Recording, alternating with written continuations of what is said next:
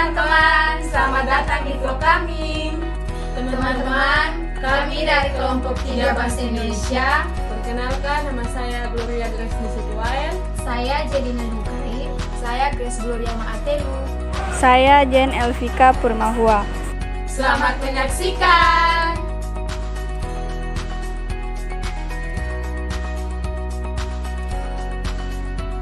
Ragam bahasa adalah variasi bahasa menurut pemakaian yang berbeda-beda menurut topik yang dibicarakan.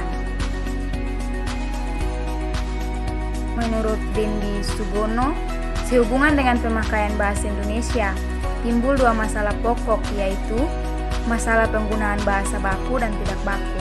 Faktor-faktor di luar kebiasaan yang berpengaruh terhadap pemakaian bahasa antara lain faktor lokasi geografi, waktu, sosiokultural, dan faktor situasi.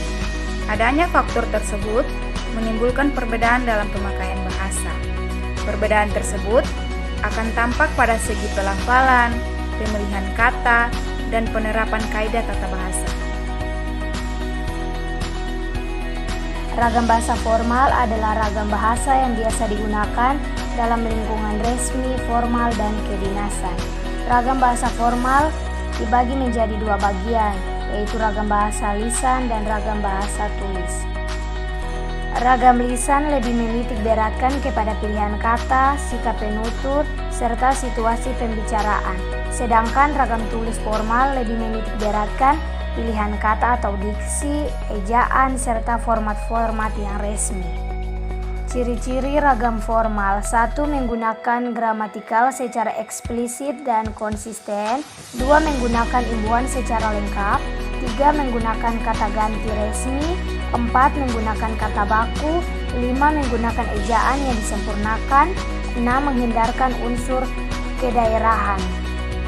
4. Fungsi bahasa yang menuntut penggunaan ragam baku. 1. Komunikasi resmi. 2. Wacana teknis. 3. Pembicaraan di depan umum. 4. Pembicaraan dengan orang yang dihormati. Bahasa baku memiliki 4 fungsi, yaitu 1. Fungsi pemersatu. 2. Fungsi penanda kepribadian. 3. Fungsi penambah wibawa. 4. Fungsi sebagai kerangka acuan. Bahasa non-formal. Ragam non-formal lisan yang pertama, berbicara sehari-hari di rumah, bergunjing, bercerita, dan mengobrol. Ragam non-formal tulis dipakai yang pertama, menulis surat kepada kerabat, menulis surat kepada teman, menulis surat kepada pacar, dan menulis surat catatan harian. Ragam lisan. Ragam lisan adalah bahasa yang diujarkan oleh pemakai bahasa. Ragam lisan standar yang pertama pidato, kedua situasi perkuliahan, ketiga ceramah. Ragam lisan non-standar yang pertama percakapan antara teman, dan yang kedua di pasar. Ciri-ciri ragam bahasa lisan. Yang pertama, memerlukan kehadiran orang lain. Yang kedua, unsur gramatikal tidak diungkapkan secara jelas. Yang ketiga, terikat ruang dan waktu. Yang keempat, dipengaruhi oleh intonasi suara. Ragam tulis. Ragam tulis adalah bahasa yang ditulis atau yang tercetak.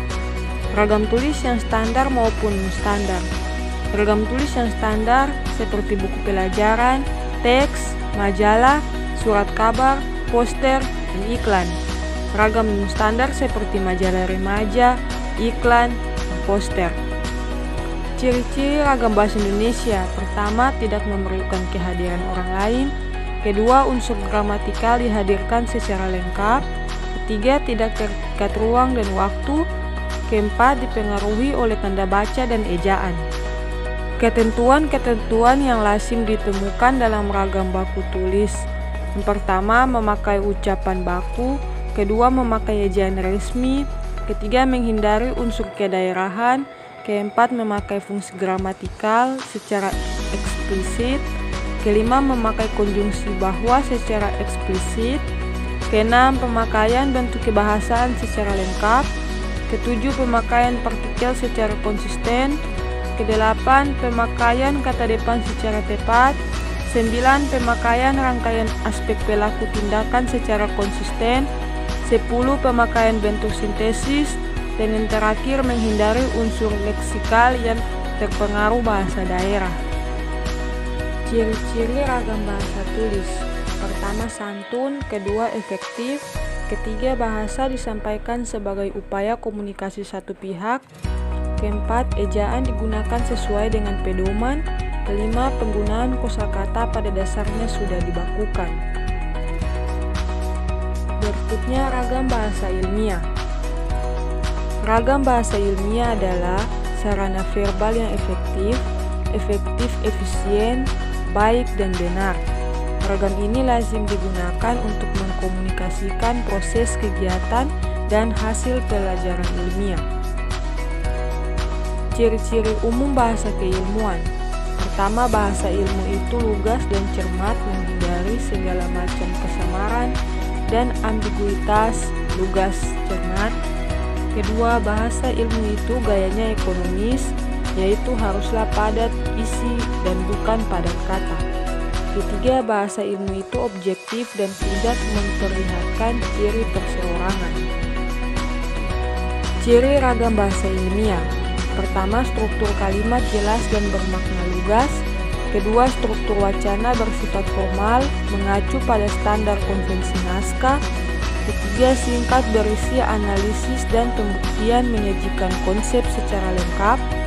Keempat, cermat dalam menggunakan unsur baku, istilah atau kata, ejaan, bentuk kalimat, paraf, wacana. Ragam sosial dan fungsional dapat didefinisikan sebagai ragam bahasa yang sebagai norma dan kaidahnya didasarkan atas kesepakatan bersama dalam lingkungan sosial yang lebih kecil dalam masyarakat. Contoh, ragam kedokteran, ragam teknologi. Bahasa Indonesia yang baik dan benar adalah bahasa Indonesia yang sesuai dengan situasi dan kondisi pembicaraan. 5 kaidah ketatabahasaan. Pertama, morfologi, tata bentuk. Kedua, fonologi, tata bunyi. 3, sintaksis, tata kalimat. 4, semantik, tata makna. Dan kelima, EYD, tata tulis. Teman-teman, itulah vlog singkat dari kami kelompok 3 tentang ragam bahasa. Terima kasih telah menyaksikan. Sekian dan terima kasih.